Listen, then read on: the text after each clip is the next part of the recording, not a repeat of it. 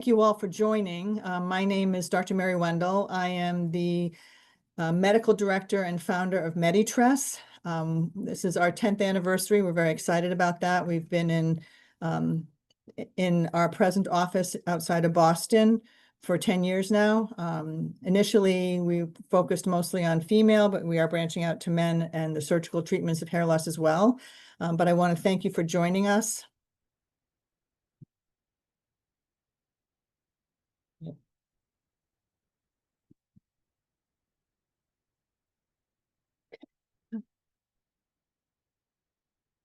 Okay, so again, this is Medi Tresse. We partnered with AP Derm last fall, which was an exciting addition for us. We are a hair loss specialty practice within the AP Derm organization. AP Derm has physicians and dermatologists who also specialize in hair loss. We do work very closely with all of them as well. We have basically two branches under one roof. We have our initial Medi Tresse organization, which specializes in the non-surgical hair restoration for women. We also have Northeast Hair Restoration, which specializes in hair transplants for men and women. We do some hair transplants in women, and they also treat the non-surgical treatments for men. We have 4 locations, 2 in Massachusetts, Wellesley and Worcester, and then 2 in New York, in Scarsdale, and in the city. We have a very experienced team. We have been here in our Wellesley office for 10 years, but our medical directors have been specializing in hair loss for over 20 years. On our team of very experienced practitioners, we have done over 11,000 PRP treatments, and our hair transplant surgeons have completed over 10,000 successful hair transplant procedures over the last 20 years. Okay, so what are we going to talk about today? We're going to focus on mostly the treatment of androgenic alopecia. I will discuss some other types of hair loss as well, but not in quite so much depth. In terms of treatment for androgenic, we'll talk about topical treatments, medications orally and topically, laser therapy, our PRP. We do have a jet peel delivery system, which is painless. I'm going to briefly talk about exosomes because there's a lot of chatter about that, and I want to clarify our stance on that. I will discuss some hair transplants and show you some pre and post hair transplant patients and discuss the different methods. And I will briefly talk about scarring alopecia and alopecia areata. I'm hoping to have plenty of time at the end for questions. For those of you who perhaps didn't sign in when we had our first webinar a month or so ago, I just want to give you a few little slides on background, just so some terminology sounds familiar when it shows up on the slides. The the life cycle of each hair has 3 phases to it. The anagen phase is the growth cycle, and that can last up to 6 years. The catagen phase is sort of a transition phase when the hair starts to pull away from the follicle. That lasts just a few weeks. And then the telogen phase is the resting phase. Once the hair falls out, there's a resting phase that can last several months before a new hair starts to grow. And each of these phases play an important role in how we treat hair loss, and also in terms of the causes. So what are the risk factors? And these risk factors are for men as well as women, and genetics plays a huge part in hair loss, especially in androgenic. Androgenic alopecia accounts for 80 to 85% of the types of hair loss we see here at Medi Tresse. For men, it's even higher number. It's probably close to 95% of the men who come have androgenic alopecia, which is genetic. Stress plays a role. Poor nutrition plays a huge role. Nutritionally, our foods are not as good as they used to be. A lot of people are on fad diets. They're not eating a well-balanced diet. There are a lot of issues with gut because of that. Any underlying illness or even an acute illness, something that lands you in the hospital, surgery, can result in some hair loss. Hormonal imbalances in women plays a big role in hair loss, and we can talk a little bit about that. Age, in both men and in women. As we age, we all have some degree of thinning, but again, not everybody loses their hair at the same rate, but age does play a role. And then scalp and follicle health. The types of hair loss, again, mostly what we're going to talk about tonight is androgenic alopecia, which is female and male pattern hair loss. Again, that's the inherited form. Telogen effluvium is excessive shedding, which can be related to illness. Traction alopecia can be due to pulling and unusual hairstyles, both in men and in women. We see men who have hair dreads, locks. that also can result in traction alopecia. Alopecia areata, as you know, many of you know, is a hair loss that can involve small parts of the scalp, little circular coin lesions, we call them, or it can progress, unfortunately, to total hair loss. We do see post-cancer hair loss in men and in women of all ages, both young and old. I'm not going to spend as much time on scarring alopecias, the frontal fibrosing, central centrifugal cicatricial alopecia, and the lichen planopilaris, but it's a very interesting topic. These are not common, but they're becoming more common. We're seeing more and more of them in the last 5 years, initially in mostly women, still much more common in women, but just today we saw 2 men come into the office who had scarring alopecia. So we have to be aware of both men and women. So what do we do at Medi Tresse? We do a very careful history, both medical and hair loss history. We do an exam of the scalp. We do what's called trichoscopy, which is a magnification, so we can look at the health of the scalp and the hair follicle. And sometimes we'll do blood work, depending on a person's underlying age and health. Rarely we do a biopsy, but it sometimes is indicated. For androgenic, which again is the most common, we don't usually do a biopsy unless we feel something else is also contributing. The treatment plan is variable. Every person is different. Their causes of loss are different. Sometimes the blood work will show a vitamin deficiency or nutritional deficiency that needs to be taken care of as well. So the treatment plan varies significantly depending on the underlying cause, which is very important to determine. So let's talk about androgenic alopecia. Again, as I said, this is the most common cause of hair loss in men and in women. Majority of men who come through the office have androgenic. I would say 80 to 85% of the women who come here have androgenic. The reason this happens is primarily driven by our genetics, but we don't know specifically, if you have this genetic tendency, why does one member of the family get it, but another one doesn't? We don't know all the reasons for that. But for people who've had biopsies, what they found is there can be some microinflammation going on there. We don't know what causes it, and a little bit of fibrosis, which is scarring. But again, this is not typically non-scarring alopecia. It's androgenic. It's driven by what we've inherited, and sometimes, other underlying causes as well. So decreased circulation and vasoconstriction, which is the closing of those blood vessels, can also play a role. I think that's what plays a big role in terms of aging. There are certain medications that can aggravate that. So again, it's important for us to know what medicines people are taking and what their underlying health is, and is that contributing? Hyperandrogenism, which is excessive testosterone, is a problem in young women. We're seeing a fair amount of it. We do know that testosterone in men and in women does drive androgenic alopecia. Men have much, much more testosterone than women, but women do have testosterone, and in some cases, they can have too much of it. And it can lead to hair loss as well as some other symptoms like irregularities in their period, difficulties getting pregnant, acne, increased body hair. So these are hints that there might be too much testosterone in their bodies. And so when young women come in, and I'm talking about even women in their late teens and early 20s who have fairly progressive hair loss, it is androgenic, but it's being driven by excessive testosterone. Telogen Effluvium, again, I had mentioned before, it's a temporary hair loss in that telogen phase, which is that shedding phase, and it's basically due to a shock in your system. Pregnancy not actual pregnancy, but childbirth, stress, illness, those kinds of things can cause excessive shedding in men and women. It happens in both, but men don't tend to notice it as much. The hair tends to be shorter. They don't notice that they're shedding. What they do notice is their hair is getting thinner quickly. But for women who have longer hair, they see their hair everywhere. And a lot of women after pregnancy will experience shedding, and it's very noticeable, and it can be a bit frightening. Usually it will resolve once you figure out what it is that's causing it, and most patients will have complete recovery in about a year or so.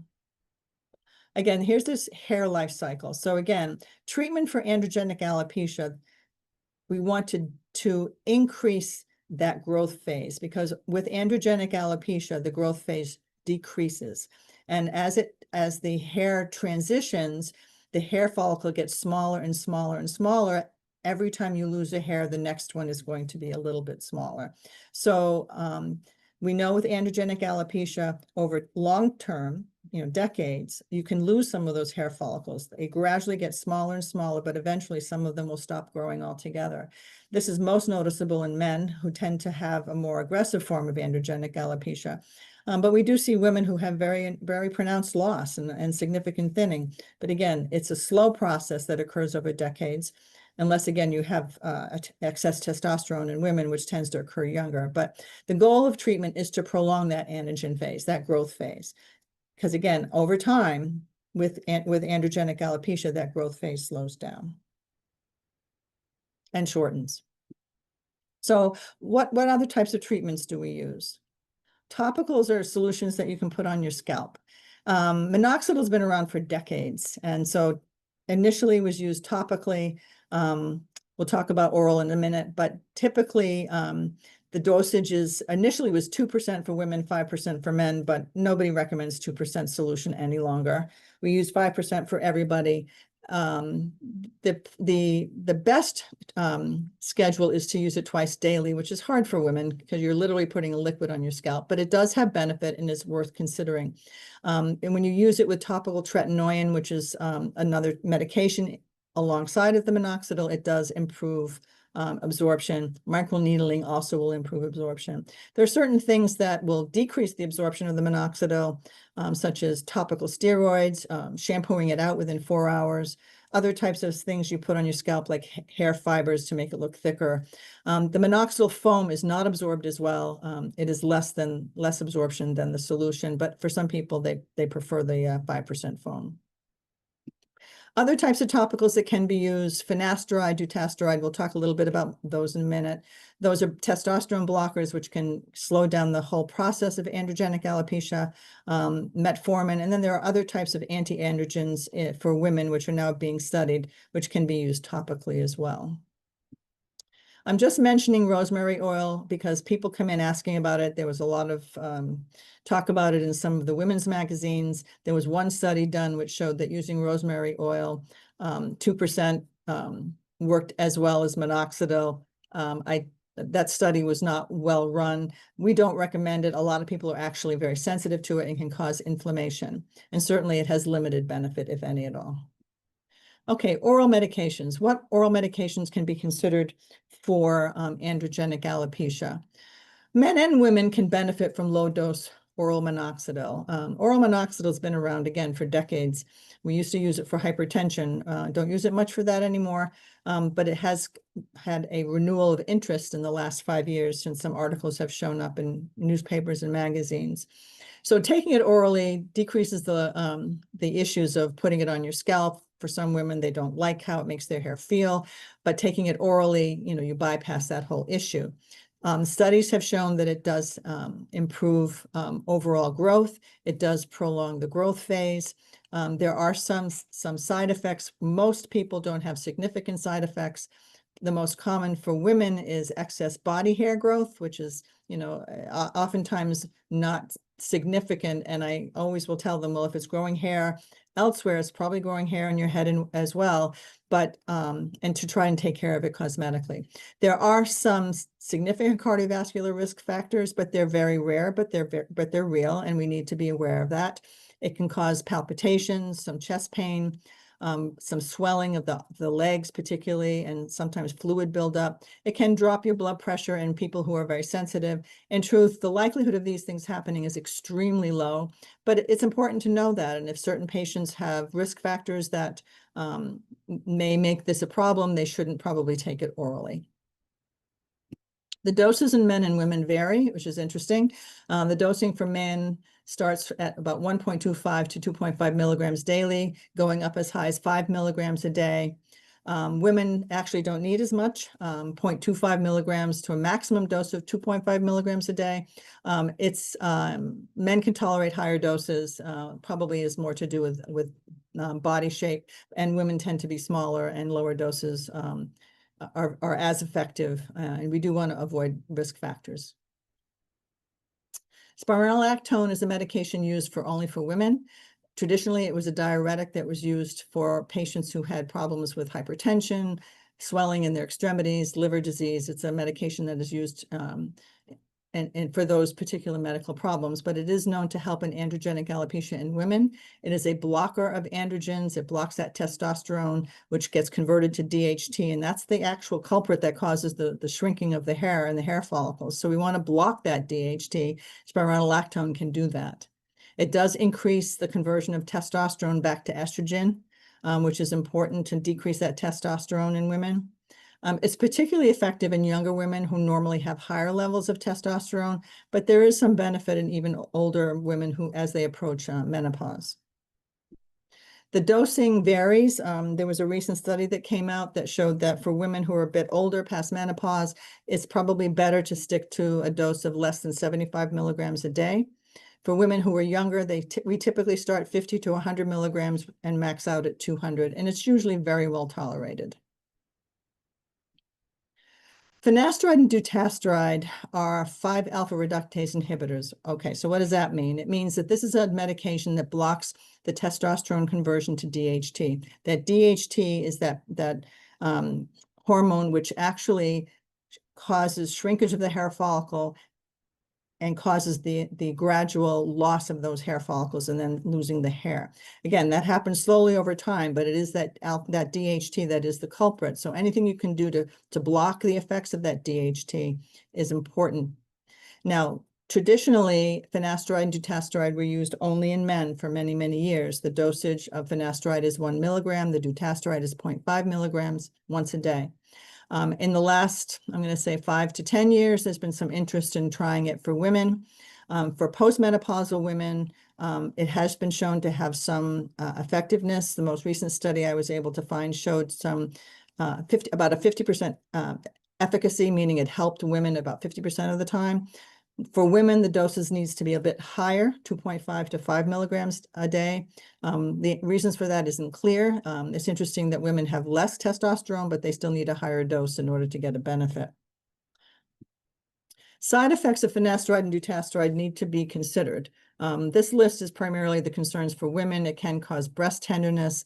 It has been shown to have some increased risk in depression for people who already have a history of depression. So you want to take that medical history carefully. And there's also concern that it can cause some liver issues. So if somebody has a fatty liver or liver inflammation, you don't want to use either of these medications. In men, another additional potential side effect is decreased sex drive and so some sexual dysfunction. So again, those are the things you want to be concerned about. And if it is a concern, the patients need to understand these risks and be willing to understand that if they have them, they need to let you know right away. Low-level laser therapy is very helpful for androgenic alopecia. We recommend it a lot to our patients. For many years, we weren't sure how it worked. We thought it just increased blood flow to the scalp. But in fact, there are many things that it does that actually help to stimulate hair regrowth. It is an FDA-cleared treatment for androgenic alopecia. We do use it for a few other things as well. We'll talk about that a little bit at the end, but primarily it is extremely helpful for androgenic alopecia for men and for women. The most recent studies have shown, just hold on a second. Mike, can you move that for me?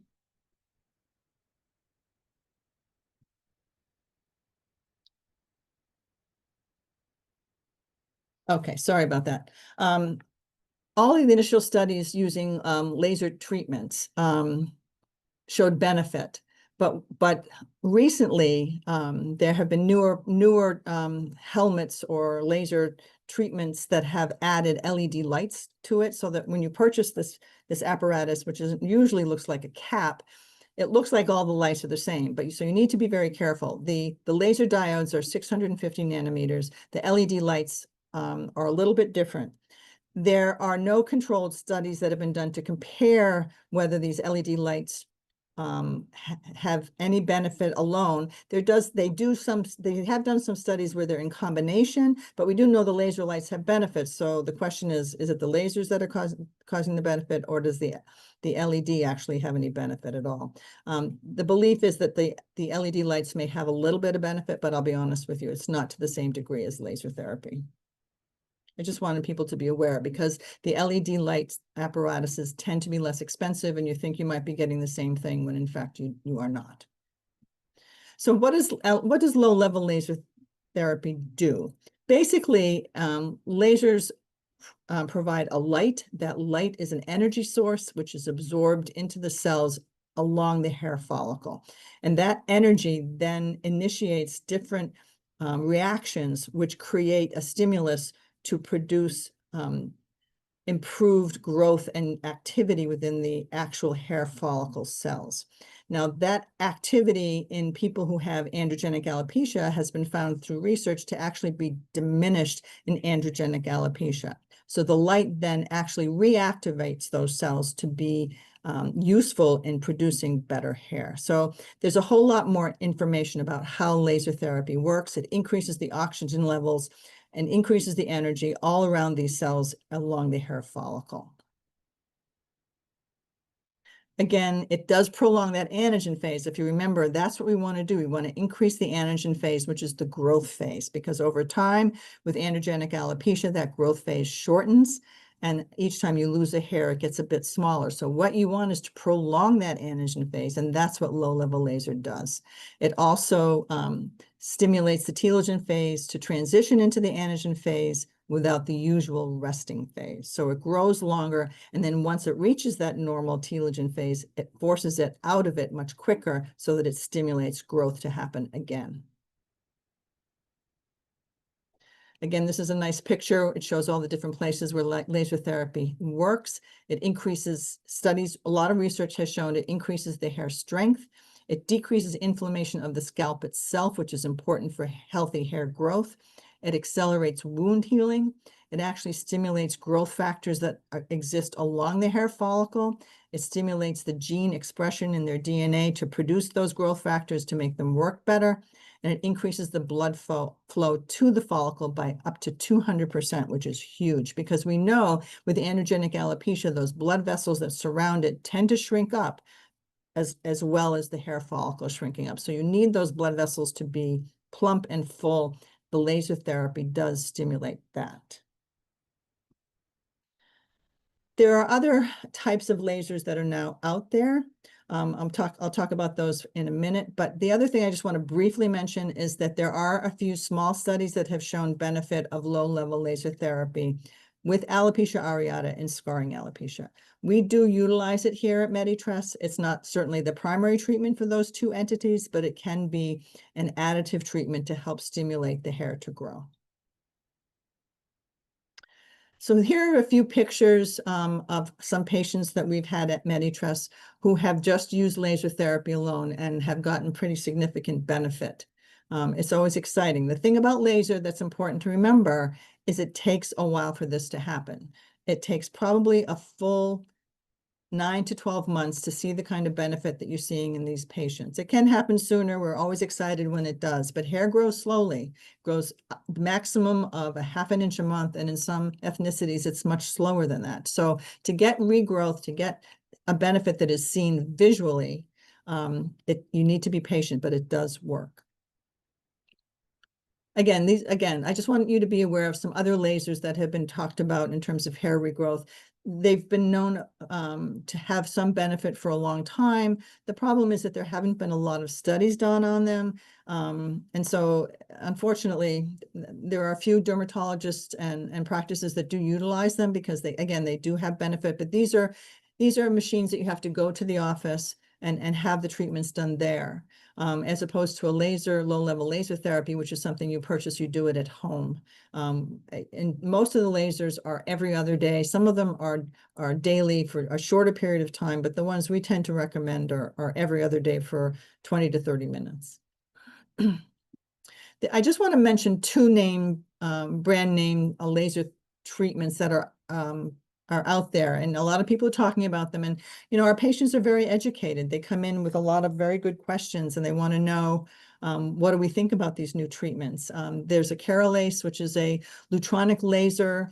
They utilize what they call a Carifactor topical growth serum, or Carolase, which is absorbed through their laser treatment. we can't find out what actually is in these growth factors. They're not your own growth factors. It's a synthetic factor serum that is made to use in conjunction with the laser.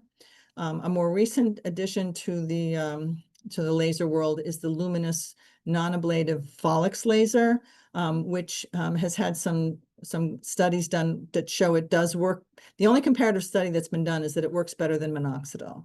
There have been no comparative studies to whether it works better than PRP or works better than the other types of lasers that are available. The problem is it's a new laser. It does seem to have benefit, but there's no comparisons done at this point to PRP and the other laser treatments that we do utilize here. It's important to understand that one of the important factors about treating hair loss and utilizing any of these techniques is you need to know how often do you need that treatment? What works best? Do you need a treatment every 2 months? Do you need a treatment once a month? And I'll talk about our treatment programs in a minute, but these are 2 new treatments that have had studies done to show some benefit, but the question is, how often do you need to do it? The most optimum schedules have not yet been defined. And I look forward to when they do those studies. I'd like to know, but unfortunately, they haven't been done yet. And so for us to make a comparison, it's very hard to do that. The Folix laser does not utilize stem cells or growth factors. It is just a laser therapy treatment, which they do anywhere from 3 to 4 treatments 1 month apart. But again, treatments for hair loss are indefinite. You're going to need to continue to stimulate that hair because we're not curing it, we're treating it. PRP, we utilize the patient's own stem cells and growth factors. We're not using anything synthetic. But again, for instance, the Carolase, I can't even find out what's in there. Patients ask, and the company won't release that information to us, unfortunately. Sonophoresis or ultrasound, again, I'm mentioning this just because people have heard about it. They want to know, does it work? Again, it's, let me just move ahead and then I'll come back. The Almated is an ultrasound treatment that uses what they call a proprietary topical hair care formula. Again, these are some of the meds that some of the ultrasound treatments can utilize. They use finasteride, minoxidil. So they use a laser to open up the skin to allow these medications to be absorbed. Growth factors, again, they don't utilize your own growth factors. I'm not sure what they're utilizing. And certainly not your own stem cells. And again, the Almated, again, they use that proprietary topical hair care formula. We don't know what's in it. I have asked to find out what it is, but unfortunately, they won't let us know. So it requires 3 monthly treatments and then boosters indefinitely. Again, I have not been able to find any comparative studies of the Almated ultrasound with PRP or any of the other laser treatments. There's no comparative studies done. So it's important to know that both laser and ultrasound-based therapies can stimulate hair growth and androgenic, but they still rely on a combination of topical solutions to be released onto the tissue, and then using the laser or ultrasound to create thermal trauma or open up the skin cells to stimulate growth. There are no FDA-approved exosomes available for any kind of ultrasound or laser therapy. And I'm going to talk a little bit about that because there's a lot of chatter about exosomes, and I want to let you know where things stand. A few years ago, they were available. The FDA shut it down. PRP, or our method, OPC, is the only method that utilizes your own stem cells, your own exosomes and growth factors that exist in your bloodstream and around your hair follicle to stimulate hair growth. That's an important factor to remember. So what about PRP? What is PRP? PRP stands for platelet-rich plasma. There are up to 800 bioactive molecules that are secreted around platelets. They circulate through your bloodstream. There are many growth factors that are very beneficial for hair growth. Many are involved in new cell growth as well as having some anti-inflammatory and antimicrobial properties as well. So they're incredibly beneficial depending on where you put them. A very recent PRP study was done, which did show that the concentration of platelets within the PRP solution makes a difference. Those PRP solutions that have a greater effect on those PRP solutions that have the highest concentration had a greater effect on hair density, improved follicle diameter, and the terminal hair, which are the strong hairs, not the baby hairs. It improved their density. The lower dose PRP concentration can improve growth, but not to the same degree. This is an important fact and based on research. Because what we do is we actually check platelet counts. We have what's called optimal platelet count. We call it OPC PRP. So we know that at every treatment, you're getting the optimal number of platelets that are needed to produce the best result. So again, is optimal platelet concentration better? And the answer to that question is yes. So to grow and maintain new cells, including hair, new blood vessels, which are needed to produce, get the blood flow back, improved to the hair follicles, there's a certain amount of platelets that seems to work the best. And you have to concentrate the platelets 5 to 10 times. I'm going through this to let you know that not all PRP is the same. We see patients come in all the time who went to a spa and had a PRP series done and they got no benefit. Well, they don't know what they're getting. And that's the hard part. You know, you're not getting the same degree of exact science that we are able to perform here. We have added a second form of PRP called the jet peel, advanced delivery system. Traditionally, PRP utilizes needles to take that solution that's formed from spinning down your own blood and actually injecting that. That's the traditional form with needles. This new form, this new painless PRP is non-invasive. It is needle-free. It is pain-free. We still utilize the same PRP solution, which comes from your own blood test. It is spun down. We are getting the optimal platelet count, but instead of injecting it through needles, we are able to inject it through this high flow system, which pushes it through the skin to the hair follicle where you need it. Again, how does it work? It uses a patented high velocity jet pressure energy to infuse that PRP plasma where you need it to the hair follicle. It creates these tiny microchannels and allows the serum to be infused without needles or without pain. It's not a topical treatment because it's truly infused into the dermis, into the skin, to the level of the hair follicle without needles. Again, we still offer the standard PRP OPC treatments with needles. We do see a significant improvement with jet peel with the painless form. Unfortunately, there are no comparative studies of the jet peel painless with the standard needle PRP, but we see improvement in both types of treatment. Both treatments require a monthly treatment for 3 months, followed by boosters, usually about every 6 months after that. Important to understand that all of these treatments, whether it's laser treatment, whether it's PRP, these are treatments that need to be continued and maintained because we cannot cure androgenic alopecia. We can only treat it. These are, the top row are male patients who opted to do PRP before and after their series, which again is the first 3 treatments and then boosters every 6 months. The bottom 2 patients are women who had PRP done as well. So you can get significant improvement.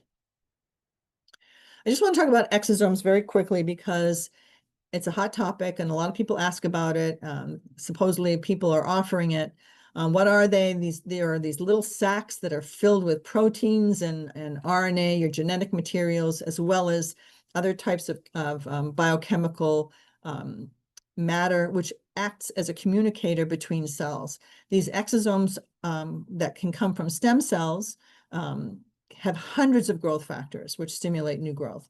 They had been used in regenerative medicine for several years, and then the FDA started having concerns because it was unclear where these exosomes were coming from. Were they being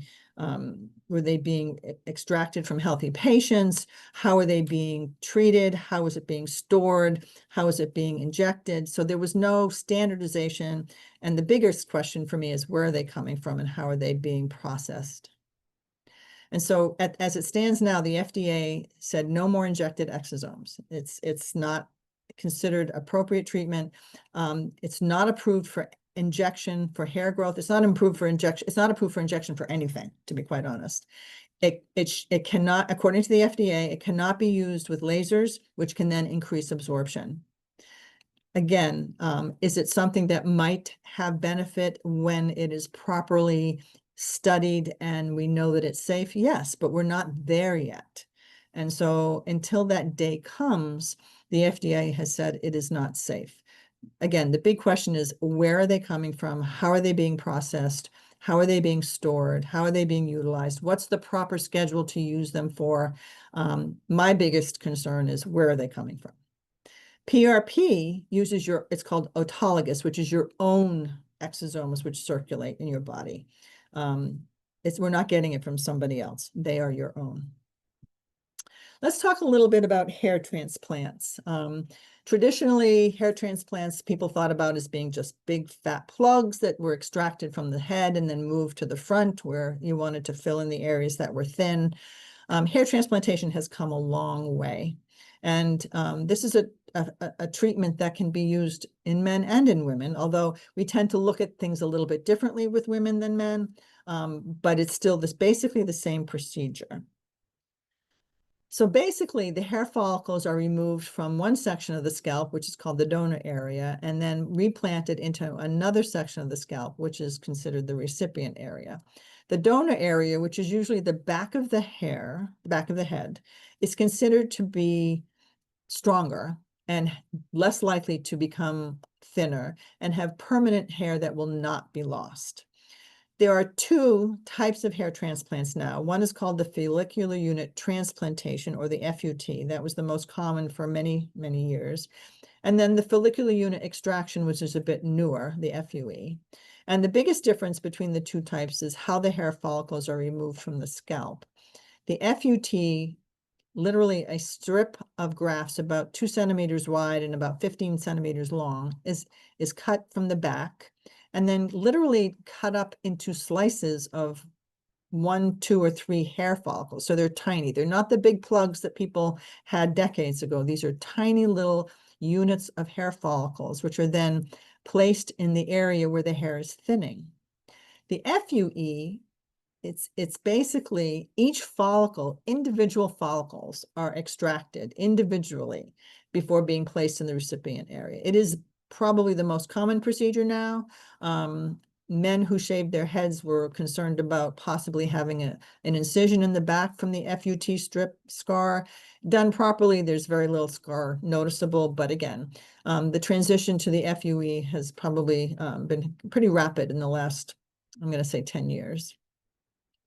The newest form of FUE is called the no shave. Traditionally, to do an FUE extraction, they actually shave a big part of the scalp where the hair is being removed. That's so they can literally extract one hair follicle out at a time. And so in order to do that, to get best visualization, the method of doing that was to shave the donor area so that they could be easily extracted. Well, in the last few years, there have been a select few hair transplant surgeons who have been trained in what's called the no-shave FUE. They don't shave the back of the head. They still remove the follicles individually, one by one, but it is a tougher procedure to do, and only a few hair transplant surgeons actually offer what's called the no-shave FUE. So the patient on the left is what the traditional FUE patient looks like on the day of surgery. The patient on the right is what this particular patient had, what's called a no-shave. The hair is lifted up carefully, and each follicle is extracted individually, but not by shave. There's no need to shave the hair. So this gentleman looks like this when he leaves the office. It's a big advantage. Nobody can tell that you've had a recent hair transplant. Our transplant surgeons both do all of these treatments, both the FUT, the FUE, and the no-shave. We are the first to offer the no-shave FUE in New England, and we started doing them in 2021. And it is a popular surgery. It is a bit more tedious and time-consuming, but it is very popular. A lot of women prefer the no shave for obvious reasons, to have to shave your head to get the follicles for the FUE, traditional FUE. It takes a long time for the hair to come back in, particularly in a woman who has long hair. Here's just a few examples of some men who've had recent hair transplants. These are good results. And then, again, most patients are good candidates. Men are good candidates because the back of their hair is going to be preserved and it's stronger and you can move it to the front. Women, it's a bit more challenging only because women can oftentimes have more diffuse thinning all around. Men tend to preserve that backside of their scalp, and it can be used for transplant. Women who have diffuse thinning, we still need to make sure, if we're going to consider a hair transplant, to make sure that donor area is strong. In some women, we tend to do more focal, localized hair transplants, specific areas right in the front, the temple areas, as opposed to some of these gentlemen who clearly, particularly the first gentleman on the left on the upper row, who had a very extensive area covered. Most women, it's a smaller area that needs to be filled in. I'm not going to talk about scarring very much, other than to say that this is an inflammatory hair loss, which can be very aggressive. It's autoimmune. We are seeing more and more of it lately. We're seeing it in men. We don't know all the reasons for that. We do feel that there's a genetic component to it, but there may be also environmental. What are we putting in our bodies? What are we putting on our heads? Unfortunately, with scarring alopecias, unlike androgenic, the hair follicles are actually destroyed very rapidly and disappear. It can cause permanent hair loss. It doesn't mean it can't be treated, but it needs to be treated aggressively and early. This particular patient, the treatments for scarring are fairly extensive, and it involves oral medications as well as topical treatments, as well as sometimes laser therapy. This particular woman had fairly advanced loss. We treated her aggressively with laser, with supplements, oral minoxidil, topical steroids, and some other prescription medications. But again, it's something that needs to be treated as early as possible. Unfortunately, this woman came late, but she did still get some regrowth and benefit from her treatment, which was great. On this sheet is listed the 3 most common types of scarring. It certainly isn't the complete list, but we see a lot of frontal fibrosing, which is the FFA in women. The CCCA tends to occur particularly in the African-American community. Lichen planopilaris tends to be the back of the head. We're seeing some of this in men walking through the door the last couple years. Again, don't know why. Don't know why this is happening, but we do treat it. Again, the treatments for scarring alopecias include a lot of different options, and sometimes what works for one patient doesn't work for another, so we have to be flexible. Again, this is a treatment that requires long-term therapy and monitoring very carefully. We do treat it here. It encompasses probably about 10 to 12% of the total patients that we see, but we do see a lot of it, more and more lately. Scarring alopecias, there are some new medications that are being studied. They're called JAK inhibitors, which have some benefit topically. These medicines are used orally for alopecia areata. We do have some success with PRP in combination with standard therapy, and there is some benefit with some laser therapies as well. But again, neither laser nor PRP are considered standalone therapies for scarring alopecia or alopecia areata. They are additive. Again, alopecia areata spots, they can be coin lesions or maybe not completely circular. Can be very aggressive. The thing about alopecia areata is it's an autoimmune disorder, but the hair follicles do not get destroyed. So even though someone can lose all of their hair, the hair follicles are still there. They are using newer medications, the JAK inhibitors, again, orally. They've been out for about 2 years. They've been studied for quite a long time, and there is benefit for patients who have very advanced alopecia areata. This patient didn't qualify for those new medications. Her disease was limited, and so we treated her with steroids and laser therapy. She got a good result. Again, that's the JAK inhibitors, which is a whole new category of medications which are used for severe alopecia areata when there's about 50% loss or more. Again, best used early on in the disease, as is the case for all of these autoimmune scarring and non-scarring alopecias. All right, that's the information. We went through a lot, and this webinar is going to be posted on our website over the next couple of days. So if you want to go back and take another look at things, feel free. We will be sending out an email over the next day or two to everybody who sat into the webinar.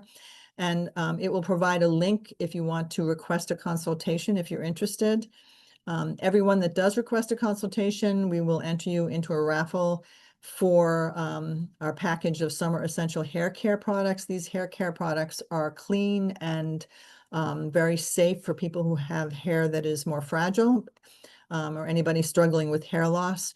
We will give out 5 of these kits in the raffle. For those who don't win the raffle, you can still receive a 10% discount on any of our products online. If you do request a consultation, our staff will reach out to you by this Friday if you would like to be scheduled for that. I'm just really proud of what we do here. We're a very experienced group of practitioners. We've been doing this for a long time. And I hope that you have interest in coming in to see us and can trust us with your care. As we stated early, we are now part of AP Derm. They support our work here, and we work in conjunction with the other dermatologists. There are some other dermatologists that do hair care as well, and we work well together. So just want to make that point very clear. And let me take a look at the questions. There's quite a few. I'm going to try to answer as many as possible. Bear with me here. I just click here.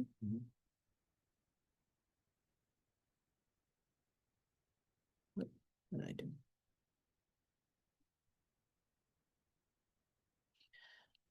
Okay. Somebody stated that their daughter has thyroid disease and hair thinning. That is not uncommon. Women, young women, even teenage girls who have thyroid disease can have hair thinning just as a result of thyroid disorders. It's important for the thyroid functions to be normalized, been treated, but also there are other associated hair losses that can occur with thyroid disease. And, oh, okay, good. So it's important that they be evaluated by a hair loss specialist if you think the hair is thinning. Again, the first step is to get the thyroid disease under control, and if the hair is not improving, then to be seen by a specialist. Do we treat individuals, and how would you treat those who are 10+ years since having had alopecia? Yeah, especially around the back, but not all around the face and the neck. Alopecia, I assume you're talking about alopecia areata. And yes, we do treat them. The thing about, as you know, with alopecia areata, it can come and go.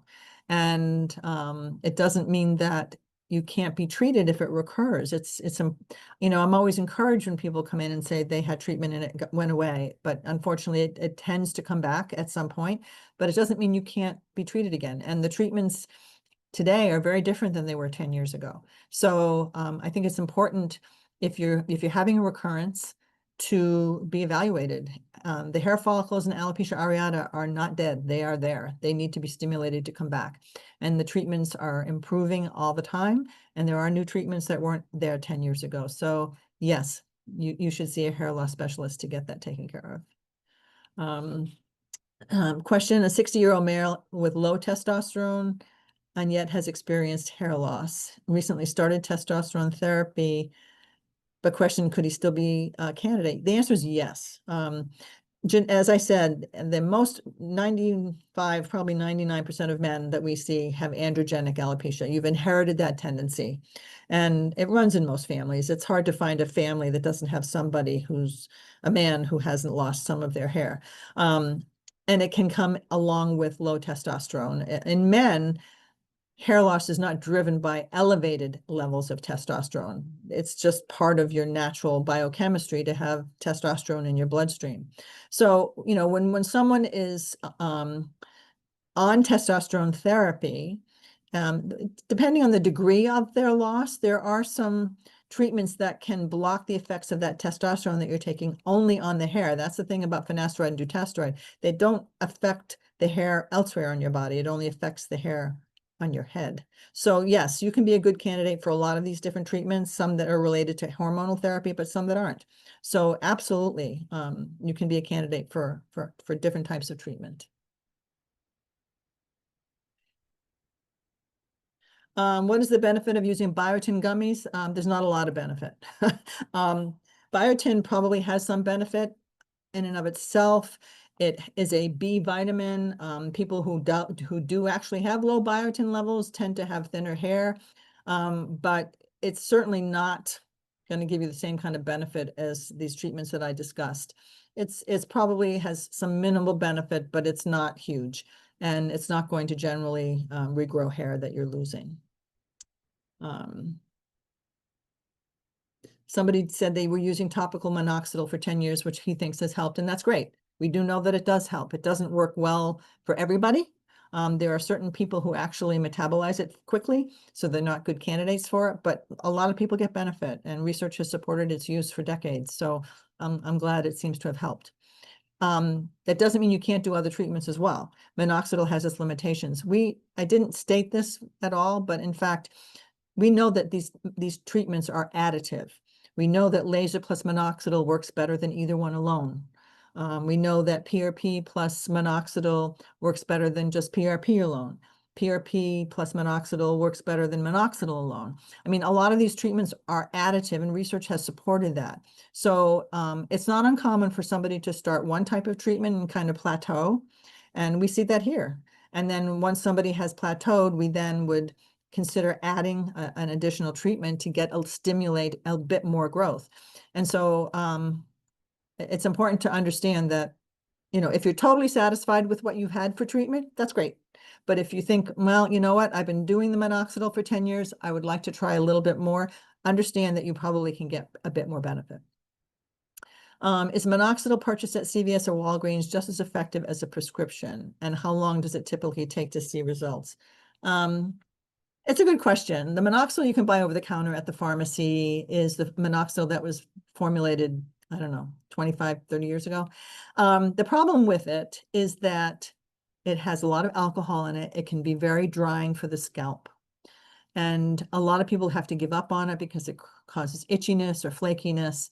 In terms of the actual stimulation of hair, it does stimulate. But for instance, we have a minoxidil product that we recommend that has additional medications with it that actually can make it work better. So even though you can get benefit from the plain minoxidil that you get at your local pharmacy, it probably isn't quite as effective as a prescription that you can get, even the one that we offer here. How long does it typically take to see results? Honestly, in studies, people who are involved in studies with minoxidil, where they actually did hair counts and photographs and measurements, there was benefit that could be measured in 6 months. But that measured benefit doesn't always translate into visual benefit. To actually see benefit oftentimes takes more like 9 to 12 months. But in most patients, they will have measurable benefit, but most people aren't getting those measurements done. Are you aware of any studies on the impact of higher laser diodes, the 808 versus, we use more like around a 650? Yeah, I mean, there are different laser treatments that are available for hair loss. The issue really is, where are you going to get it, and how often do you need the treatments done? The home laser treatments tend to be more in the 650 range nanometers as opposed to 800. And so those are the ones that we are comfortable telling people to use at home. They're safe and have benefit. Once you get a bit higher, you usually have to go to an office to have those treatments done. And the schedule of treatments are not as clear cut, but that doesn't mean it can't help. They do work sometimes. Does insurance cover laser therapy? No. Insurance doesn't cover any kind of laser therapy, which is sad, given that these are medical diagnoses. Laser therapy treatment comes in a variety of forms. The price is extremely variable, and you need to be careful that you're getting one that is completely laser therapy diodes and not LED. And so the prices vary, even with the full laser treatments. They can vary significantly. If you were interested in a particular type, you certainly can email us and we can give you a bit more information. But I would be very careful about purchasing online, only because you're not sure what you're getting, and you want to make sure you're getting full laser diodes and not LEDs. Can I discuss unopposed estrogen in hair loss treatment? Possible risks, and have there been studies? There haven't been, actually, there was a limited study that was recently published. Women should not be on unopposed estrogen unless they have had a hysterectomy. A woman who has a uterus intact should never be on unopposed estrogen. I'm just putting that in as a side, because of the risk of uterine cancer. In terms of hair, we do know that estrogen can stimulate the hair to grow a bit better. This is what we see in pregnancy when the estrogen levels go very high. It does prolong the growth phase. It allows your hair to grow longer. There have been some limited studies. There was a study just published, however, a review of estrogen on hair loss, and it didn't have a significant benefit, had minimal benefit. We don't push it here, but the important thing here is a lot of women come already on hormones, and it's important that those hormone levels be monitored carefully and be stabilized. I want to shout out to the fact that pellets, whether it's estrogen or a testosterone pellet, should never be used in people who have hair loss because the levels of the hormones are extremely variable. They're up, they're down, they're up, they're down. And no woman who has hair loss should ever be taking testosterone if they're concerned about your hair. It will drive your hair loss and make it happen faster. And the pellets are by far the worst offender. What are my thoughts on the use of biotin and saw palmetto supplements? Minimal benefit, certainly can't compare to prescription medications or these other treatments that I discussed. They would be supportive and only minimally supportive. I think they're worth considering taking, but I wouldn't expect a lot of benefit from them. They're not strong enough. What treatments do we typically start with, or where do you begin with diagnosing to know where to start? I mean, when we diagnose for men or for women, we take a good, careful medical history, and we take a good look at that scalp to make sure that we have the right diagnosis. Again, statistically, 99% of the men coming through have androgenic. 80 to 85% of the women have androgenic. So assuming it's the most common type, again, it depends on the severity of the loss. In terms of treatments, topicals, oral tablets, those medications can be helpful. They're not going to give you the same benefit that, for instance, PRP will, or in fact, I don't think as much as laser. But I tend to recommend combination therapy because I know based on research, but also based on seeing thousands of patients come through the door and treating them, we know that those people that can commit to multiple therapies will have the best benefit. But again, depends on your degree of loss and what you're hoping for. Not everybody has the same needs or expectations. So we discussed that with you, but things like topical minoxidil, topical finasteride, those things can be helpful for sure, but you're going to get a better benefit, again, if you're adding something else like laser or PRP, because those have the strongest, I believe, based on what we've seen for many years. Okay, somebody asked about a consultation cost. I hate to be vague, but it depends on what you're coming in for. Unfortunately, hair loss is not covered by insurance. We do have men come in just specifically for hair transplant consultations, and there is no fee for that. If someone's coming in for more of a medical treatment for particularly the women who are not considering hair transplant, there is a consultation fee. However, should you move forward with treatment, that fee goes directly towards your treatment plan. So the consultation ends up being, the fee ends up being put into your treatment. Do folks with hair transplant require follow-ups or care afterwards, and for how long? That's a great question. Especially in this day and age where people are going out of the country to get their hair transplants, and then they get on a plane and come home, and then what do? The reality is you should be followed. And when we do a hair transplant here, we see you in a month following the transplant to make sure everything looks good. We would like to have you back in 6 months to a year. We do know additionally, and again, these are optional things to help stimulate your hair transplant to work better. We do know that laser and PRP added to a hair transplant makes the transplant come in quicker. But again, it's not necessary. Hair transplants alone work, and they work well. But again, we do recommend supportive therapy, but it's not required in order to get a benefit from your transplant. But follow-ups within that first year, at least 2. But after that, you probably don't need to be seen unless you think your hair is progressing. That's the thing about androgenic alopecia. On the top, the hairs that's been transplanted should not thin because they've been taken from a place where the hair is actually stronger. So, but the hair that was there before the transplant can continue to thin if you don't do other supportive treatments, which is why we do recommend it. It's past 8. I'm going to do a couple more questions and then I'm going to stop, but I will take a look at the rest of the questions and post them. We'll send them out to the email addresses that we have, and without your names, I will just answer the questions so that people have had their questions answered. Does hair grow back with trichotillomania? The answer is if you treat it early. If you have trichotillomania for 10 years and you've had hair loss in the same spot for 10 years, it's possible you might not get that back, but we try. We do the treatments, and most of the time it does come back. Can someone with essential thrombocythemia, which is a high platelet count, receive PRP or jet pill treatment? That's a really good question, to which the answer is we discuss that with your doctor. We just discuss that with your specialist, and we work in conjunction with them to make sure that it is a safe treatment for you. And lastly, I'm going to answer this question. Somebody tried PRP and it did not work. The doctor stated it was hard to get the needle in the scalp due to scarring from prior transplants. Would the jet peel not be effective? It's hard for me to answer that question because we do PRP and we do a lot of it. And we do examine the scalp before making a decision on which type of PRP would work best. I don't know why your scalp should have been that scarred from a hair transplant.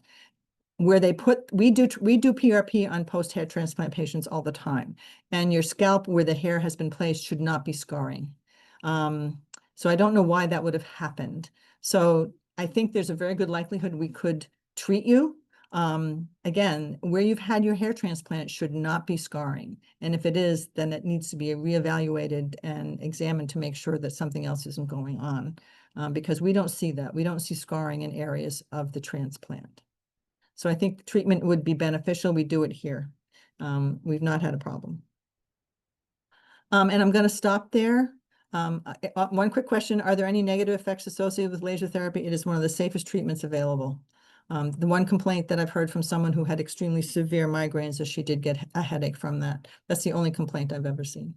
And I'm going to stop there. And I want to thank you all for joining. I will answer the rest of these questions and I'll send them out to everybody without names attached, and so that you can get your questions answered. I hope this has been helpful for you. And again, if you have any questions, please contact us, but I will answer all of these questions and get them out to you. And if you're interested in, you will be getting an email in the next couple of days asking if you want to be seen and have a consultation. We would love to see you and hopefully be able to help you on your hair journey. Take care. Thank you so much.